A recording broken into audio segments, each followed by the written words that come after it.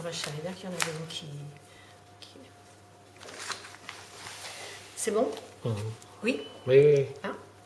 Donc maintenant, je vais mettre des vidéos en ligne, les preuves de l'escroquerie, Sofemo, Crédit Mutuel et Cial, où je suis accusée d'avoir imité la signature de monsieur l'Amiral Gilles, alors que finalement, l'achat a été fait seulement au nom de Françoise et de moi, avec ses feuilles de paye, et c'est moi qui payais. L'argent sortait de ma poche. Je dis ça puisque Madame Descampio dit que ça a profité qu'à moi. Non, l'argent allait sur le compte, on achetait et on profitait toutes les deux de ça. Voilà, mais nous avons été escroqués par un vrai escroc, hein, qui est connu déjà depuis 1949. Mais ça, vous allez voir dans les autres vidéos. Pour l'instant, on va se concentrer sur l'escroquerie nationale Sofemo, qui est également sur YouTube, mais que je suis obligée de remettre là, puisque cette vidéo, je l'ai montrée à Madame Carpentier, à la première fois que je l'ai vue, et je comprends pas pourquoi on me redit de là de nouveau que c'est moi qui ai signé à la place de monsieur l'Amiral. Non, c'est pas moi. Ok, c'est gros comme une maison, ça se voit, ce n'est pas ma signature. Je vais montrer également les mêmes documents qu'on voit sur les documents qui sont falsifiés, que les personnes, 500 victimes, disent on a imité notre signature, on a falsifié les documents. On voit que c'est une agence et c'est exactement la même chose. Ici, sur Metz, place Saint-Louis, c'est également une agence. Donc, quand on a acheté en avril, ça a traîné tout le mois jusqu'au mois de septembre, au mois d'octobre. Là, j'y suis allée, je me suis un petit peu énervée. Donc je lui ai retourné le bureau et je lui ai dit maintenant tu m'enlèves tout ça et tu enlèves le crédit également Sofemo. Donc il a marqué annuler, payer. Donc normalement on ne devrait pas avoir à payer un crédit qui n'existe pas, enfin un crédit qui existe oui, mais pour un chalet qui n'existe pas. C'est une escroquerie énorme et c'est dans toute la France. Il faut voir sur la deuxième vidéo, il n'y a pas que nous qui avons été escroqués. Et sur la deuxième vidéo, vous allez voir également où l'escroc, donc, tiens Mimiche, vas-y. Donc on va voir le chèque qui est falsifié. Ici c'est groupe TD, à l'ordre de groupe TD. Là, l'escroc, il demande, le vrai escroc, hein, le vrai escroc demande d'enlever ça et de marquer Eva. Voilà, c'est le même chèque. Hein, nous, c'est la Poste avec Françoise et eux, c'est la Banque Populaire. La Banque Populaire qui est associée à la Caisse d'épargne. Et moi, en 2006 et 2007, je suis allée voir le directeur principal donc, de la Caisse d'épargne à Metz, un dénommé Poussier, et l'autre, c'était un collègue à lui qui s'appelait Nélé. Et ils nous ont fait des problèmes. À l'époque, c'était la SCI Trident. Hein, et les problèmes ont commencé parce que j'ai expliqué que Isabella Stefania, qui avait pris la place de Thierry Durac, qui avait fait sa liquidation judiciaire bidon, hein, donc Isabella Stefania, elle a pris la place de Thierry Durac, il s'est tiré, hein, après avoir fait sa liquidation, et elle a pris sa place. Moi, je suis allée dans le bureau et je lui ai demandé, est-ce que vous connaissez tout? Mais comme j'avais demandé ma carte de détective, je le répète, donc je savais très bien qu'elle avait pris sa place et qu'elle continuait ses saletés. Donc, Madame Isabella Stefania a ouvert un compte bancaire à la Caisse d'épargne, qui est associée, enfin, fusion, la même fusion, Caisse d'épargne, Banque Populaire. Et on voit sur le deuxième chèque que les victimes ont un compte Banque Populaire. Donc, la Caisse d'épargne et la Banque Populaire font la même chose que le Crédit Mutuel et le Cial. Cavalerie, blanchiment d'argent, extorsion de fonds. Voilà. Puisque j'ai déjà montré sur l'autre vidéo que le Crédit Mutuel et le Cial avaient acheté la Citibank en Allemagne pour 5 milliards. Donc, Clearstream. Donc, il faut voir maintenant la Caisse d'épargne et la Banque Populaire ce qu'ils font. Et c'est ce qui m'a valu donc une tentative de meurtre. Voilà. Donc là, notre problème, il est que on veut faire croire que c'est moi qui ai Eva, hein, qui est donc on fait croire également que je m'appelle Eva l'Amiral, puisqu'on a demandé à mon frère de faire un faux, faut le faire, hein. Donc, les avocats Pougeoise et Chauvegray ont demandé, ainsi que la gendarmerie, ont demandé, voici les fax, hein? Les fax, on ne peut pas dire que c'est pas vrai. Donc, ils ont demandé à mon frère de faire un faux et de dire que je m'appelais Eva Lamiran. Comme j'ai déjà expliqué, j'ai pas besoin de m'appeler Eva Lamiran, je m'appelle Evelyne Matisse. Mon petit surnom, c'est Eva. Ok? Et je n'ai pas besoin. Alors maintenant, la carte vitale qui s'y met aussi. J'envoie ma carte d'identité et on me renvoie les documents au nom de Eva Combé. Voilà. Mon assurance, puisque je voulais être entrepreneur, voilà. Donc, Eva Combé. Moi, je ne m'appelle pas Eva Combé. Eva Combé, c'est la fille de mon ex-mari, Hervé. Ok? Voilà, ça, c'est les documents où tout le monde dit les escroqueries, Sofemo et tout ça. Mais ça, c'est connu. De toute façon, j'ai déjà montré hein, dans les autres documents. Voilà. Donc, la plainte, elle a été faite aux deux noms, Lamiran Combé. Pourquoi que ça revient à un seul nom, Matisse Evelyne Combé, ok? Les deux noms. Tout simplement parce que le gendarme Point de Fer a falsifié. Il faudrait se demander pourquoi. Pourquoi également des gendarmes? Pourquoi également des gendarmes menacent les gens, fabriquent une coupable? Ça, c'est la retranscription que j'ai eue du tribunal avec une ordonnance du juge. Heureusement que j'ai eu l'intelligence de mettre un magnétophone dans la poche de Monsieur Faution et on entend pendant 3 heures comment il le menace pour obtenir des signatures. Donc les gens sont menacés et on les oblige à porter plainte contre moi ou on les prend carrément pour des imbéciles puisque Monsieur et Madame Lamiran ont porté plainte contre moi. Voici la plainte des Lamiran. Et tout ça, c'est faux. Puisqu'on voit que tous les Sofemo et les Cofidis qu'on a pris ont été payés de 99 à 2004. Pourquoi est-ce que Cofidis, qui entre autres est Crédit Mutuel toujours, raconte que ce n'est pas payé? J'ai la preuve, mais c'est vrai, comme ils sont rentrés chez moi, que j'ai eu des visites domiciliaires qui ont failli me coûter la vie. Je répète, encore une fois, ils se sont dit, ah ben, on lui a peut-être piqué cela, donc elle ne pourra pas le prouver. Manque de peau. En 2007, Marcel Reich, qui est décédé actuellement, il est décédé, oui. Donc lui, il m'avait dit, oh là là, vous avez mis les pieds dans le caca, c'est une escroquerie magistrale, c'est de la cavalerie du blanchiment et d'extorsion de fonds. Voilà. Donc, à ce moment-là, j'ai tout mis sur CD, j'ai tout planqué. Heureusement pour moi, parce que je crois que je serais déjà sous les verrous. Ce que je ne comprends pas, c'est que toutes les preuves ont été données à Lemonnier, Rosburger, à tous les juges d'instruction, et que je me retrouve ici, là, encore une fois, devant un autre juge d'instruction, à prouver que ce sont des faux, et que ce n'est pas moi qui ai imité la signature des Lamiran. Enfin, je n'ai pas imité, j'avais procuration, c'est pas pareil.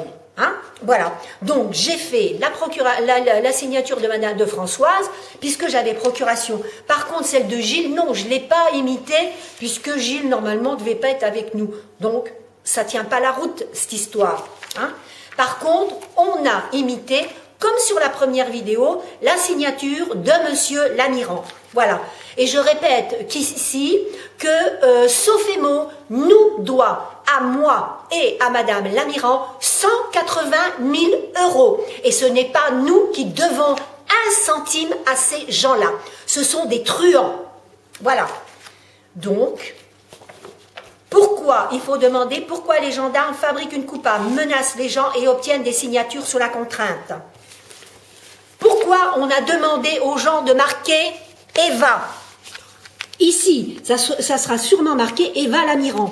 Donc, Madame Parmentier, ce sont des beaux faux qui sont montés de toutes pièces afin de m'incriminer. On m'a déjà trempé dans des affaires mafieuses, je vous ai expliqué, avec le braquage de Tromborn, où il y a un demi-milliard et où il y a 100 millions qui ont disparu et où il y avait des diamants.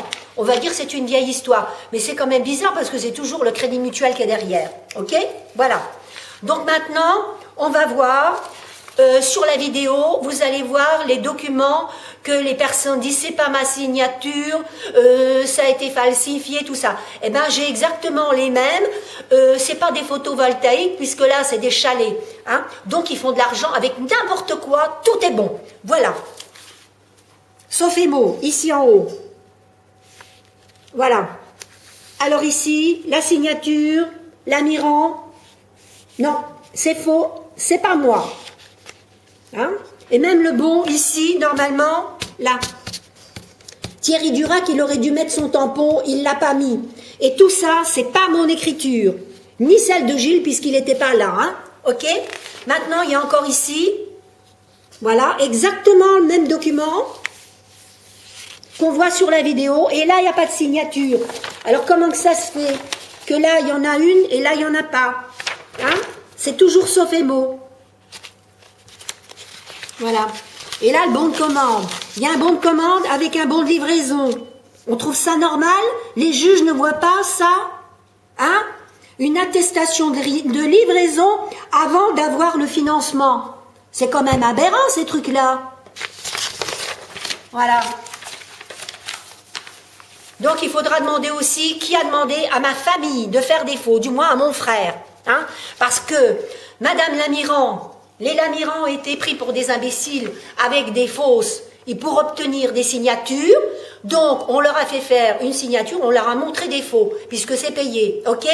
Du coup, Madame Lamiran a écrit à Gilbert et à Lucie en disant, voilà, il y a des sommes énormes qui ont disparu.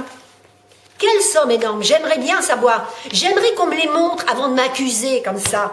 Hein? Puisque moi, je montre celles qui sont payées. Il faut me demander. Il ne faut pas tout me mettre sur la tête. Parce que le vrai escroc, c'est le Crédit Mutuel Flimin qui fait ses escroqueries depuis 1949. Là, hein?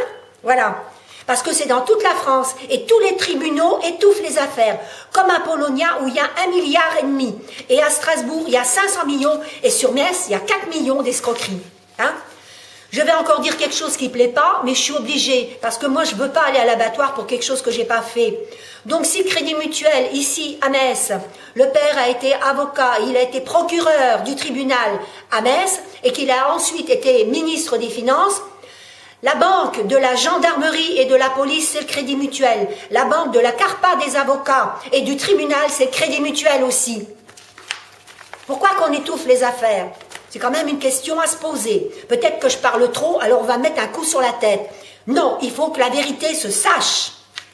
Moi, je veux bien être condamnée, enfin, hein, je ne demande pas, hein, mais je voudrais qu'on regarde tout ce que je dis, parce que ce sont des vérités. Même le registre du commerce marque Eva Combé, Eva Matisse, alors que j'ai donné ma carte d'identité où il est marqué Evelyne. Qui a donc le pouvoir de demander aux gens de faire des faux? Ça, il faut expliquer. Hein?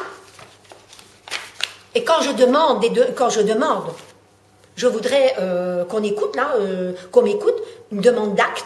Personne ne veut écouter. Madame Parmentier, il y a quand même un problème. Vous avez une hiérarchie. Ben oui, je pense peut-être qu'il y a un Pierre derrière qui vient du ministère de la Justice ou de la Défense. Il y a un problème, madame. J'ai expliqué. Il faut regarder. Hein? Monsieur Adrien Baron également, qui est magistrat GIRS. Normalement, il y a des enquêtes qui ont été faites. Alors, qu'est-ce que sont les documents que vous avez entre les mains? Qui vous les a donnés? Il y a un gros problème quelque part, là, madame. Hein? Alors maintenant, il y a également autre chose. Toujours Crédit Mutuel, hein, avec la complicité de 2 anciens militaires. J'ai demandé pour faire des sites internet pour pouvoir vendre mes biens, puisque les gendarmes, par 3 fois, ils m'ont fait annuler des ventes, parce qu'ils ont dit aux gens, non, il ne faut pas qu'elle vende, faut pas que vous achetiez, parce que c'est un escroc, une voleuse, elle va vous vendre des trucs qui ne sont pas à elle, qui lui appartiennent pas, et vous allez tomber pour escroquerie. Donc, Donc, je devais toucher entre 60 et 90 000 euros puisque je vendais des terrains qui m'appartenaient, bien sûr. C'était peut-être dans la SCI, mais bon, c'était pour payer. Si j'ai acheté, c'est pour revendre après et puis faire des bénéfices et racheter des biens immobiliers. Mais j'ai pas pu faire ça. Et les biens de Siarc-les-Bains sont vendus.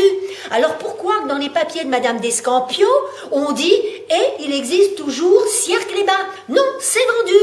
Il reste que ma petite maison en face, le petit studio, cette maison-là, et les terrains à Sichazel, au bord d'un étang, d'accord. Mais c'est des terrains d'habitation légère de loisirs.